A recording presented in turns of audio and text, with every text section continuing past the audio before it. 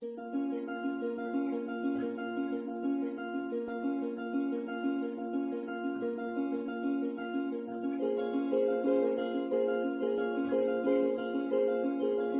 know, going back to the subject of your eyes and light, it reminds me of an occurrence that I had with sleep paralysis back in around 2011, where my daughter's mother had went to work, and I was asleep. She worked graveyard, and I went to bed early. So just as I was going to bed, she left for work. Well, as soon as she left, I felt that darkness come over me, and felt I was being held down. And I said, I'm gonna try to resist and see if I could see anything. And what happened was this. Just like sleep paralysis, when it holds me down, then it'll start giving me bad visions. Well, and I start trembling and stuff like, But right as this thing was holding me down, I felt as if my eyeballs had popped out of my head and rolled onto the bed.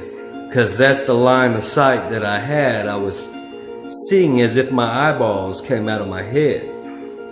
And they rolled along the bed and fell off the edge of the bed. And I remember my sight dropped all the way to the ground and started moving along the carpet. Once I was crawling on the carpet, I felt a jolt of energy. And I went shooting through the roof. My sight went through the roof, way up high into the air. And I saw myself like 5 miles in the sky above everything. And then I shot all the way back down into my body. And I woke up and I was still in my bed. So that reminds me, in the Bible, it says that only with our eyes will we see the wicked cut off, or the judgment of the wicked, or something like that. Only with our eyes will we behold the wicked being cut off of the earth. And so that gets me to thinking. Your eyes, back to your eyes, back to the light. Only with your eyes will you see. Just like in my sleep paralysis episode, with my eyes I was seeing everything. So, I think when you die, you take your sight with you. Not your actual physical eyeball, but the light, which is our soul, it goes with you, but it has a sight. Your soul has eyes, but it has everywhere eyes.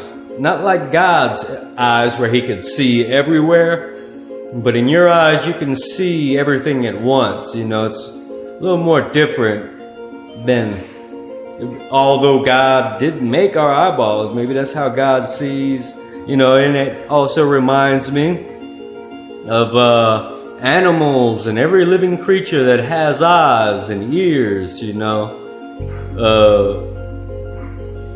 The Lord is going to use everything with eyes and ears as a witness against you at Judgment Day.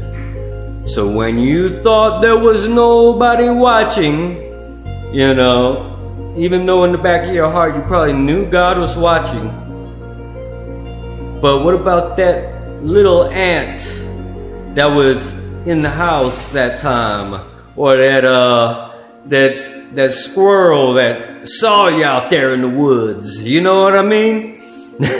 I'm just throwing examples out there, but these eyes will tell on you. Just like I saw that video with the young brother talking about a message to the nation, and he was talking about he saw Judgment Day. And you know, I sat there and I watched that video and almost, and, you know, it teared me up. And then it rung a bell, because I promise it seems as if I had that vision too of Judgment Day when I was young. I had a vision like that where God was casting people into hell and you'd hear their screams. I've had that vision before, but because I did not address it to the nations, God gave that responsibility and put it on somebody else. You know, and that's what he'll do. If you don't use your gift, God will give it to somebody else. Now, it doesn't mean that you totally lose it unless you lose your anointing, unless the devil puts out your candlestick. You know what I mean? So, when I sit there and I think about our eyes and the way light works and how Jesus is light, you know, it's really mind-blowing. It's really awesome and cool, if you ask me.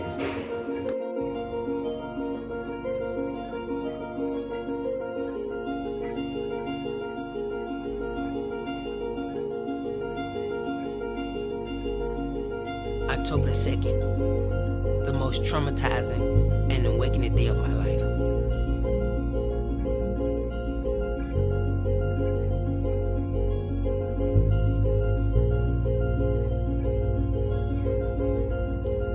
I remember it was on a Thursday. Matter of fact, let's take it back. Wednesday night, I found myself looking at these different YouTube clips and watching different out-of-body experiences and different films that, you know, they used to scare me. And I would watch it and it would blow me away. It would catch my attention. And it used to scare me so bad that I would wonder, my mind used to go in places like, God, is this stuff real? You know, I couldn't understand it because I've never been to that place. So I found myself praying. I remember walking outside of my apartment, and I was walking back and forth with my eyes closed and just started praying. And I asked God, I said, Lord, if you give me an out-of-body experience, you know, I vow to share your word and to tell the people what I saw.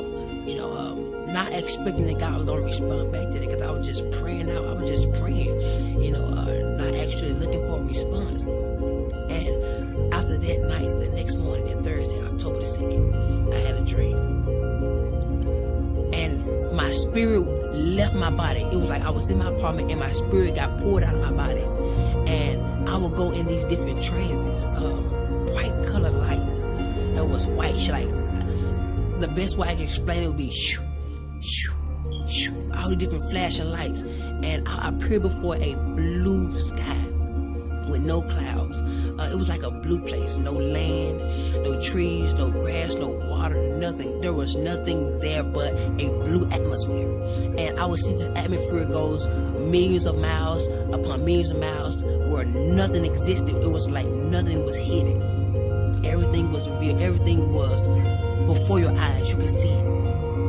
And we was in this clear kind of body form, some form of light, as you would refer to a soul or a spirit, and I could see through. It was so transparent, and in front of me was thousands among thousands similar to what I was, and thousands among thousands behind me. And I knew that it was some form of a soul. And in the middle of my chest were seeds, multiple seeds. I didn't know what they were for. And I realized that I was the only being that could actually move out of my place and look and observe, smell, taste, you know, feel. All my senses were active at this point. And so, you know, I began to look around and to observe the things that I saw, not knowing that this was a dream. I thought this was reality. I thought this was actually happening, you know. And I looked forward, and there was this great shadow way in front of me, way at the end of the line. It was like 1,000 people in front of me, and there was a shadow, a great big shadow, but it had no detail. It was like as a vapor, and I could see that it was a shadow of something that was in the front. And I had many questions at this point in this dream, and out of nowhere, I heard these words, "Depart from me." And this galaxy, this portal, I don't know what to call it, on the right side of God, you know, or Jesus Christ, you know, whoever you decide to identify that spot of judgment, on the right side of him, there was this big portal that opened up, and there will be stones of fire. And normally when you get a lighter and you cut it on, try to spark a flame, but instead of fire, it was stones, and they will leak out of this portal. And whoever that guy said, "Depart from me," flew down this place, and the flame, the stones were so hot that it would burn everybody outside of that portal, on the left side of our body or our form. It would burn us, and everybody would be like, "Ooh!" Like as if it was so cold or so hot, you would tell somebody to close that door. It's too cold. That's how hot it was, and the portal closed, and then he sent them so fast that the screams were late. I heard like it was like, "Depart from me," and it closed up. Then the screams come, and it terrified me. And then out of nowhere, something snatched us up, and like we moved up the line.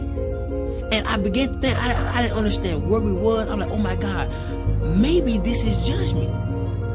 Yeah, I had many questions, and I would hear, "Depart me, depart me, depart from me," and all these different people will be sent to hell.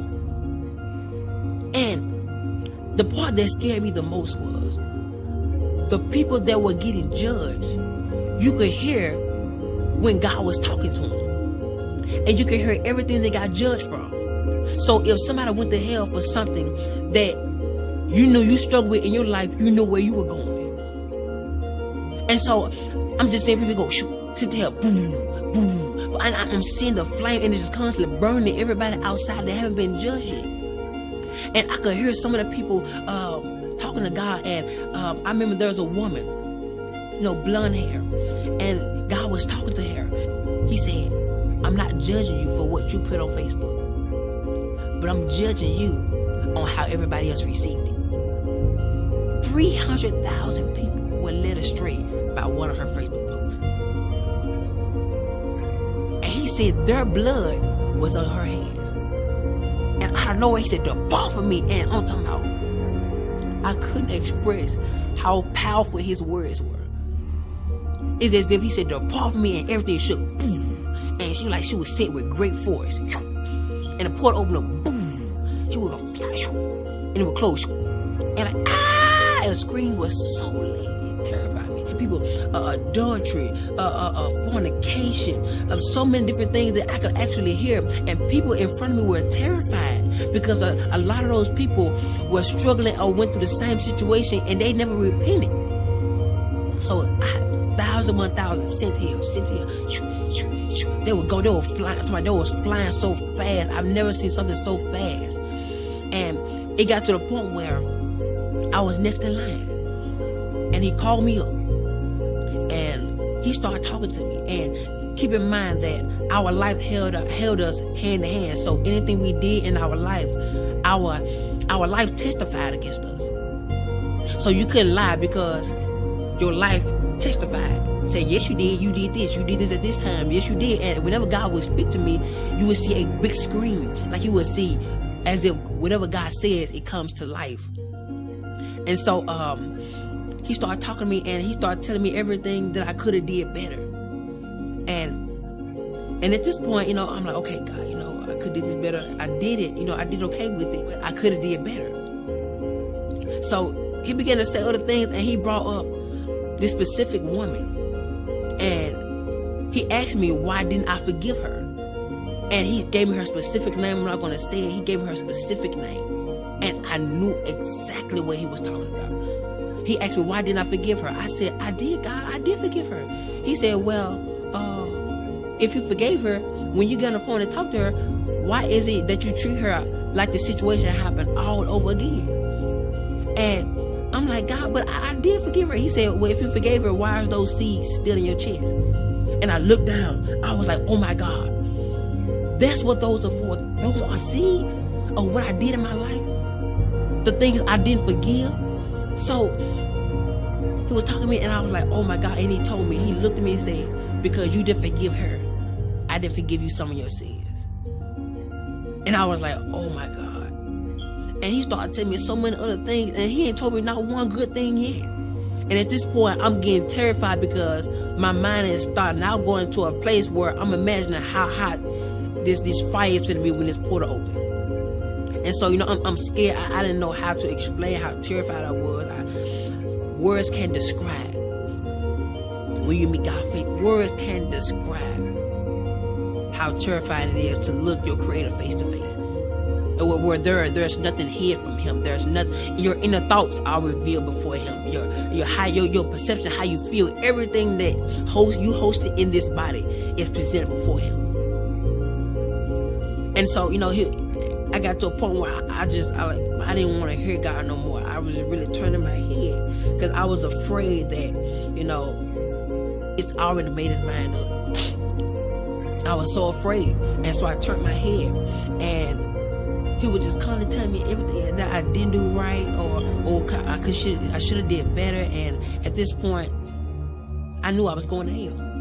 I knew it. I was fully persuaded that this was it.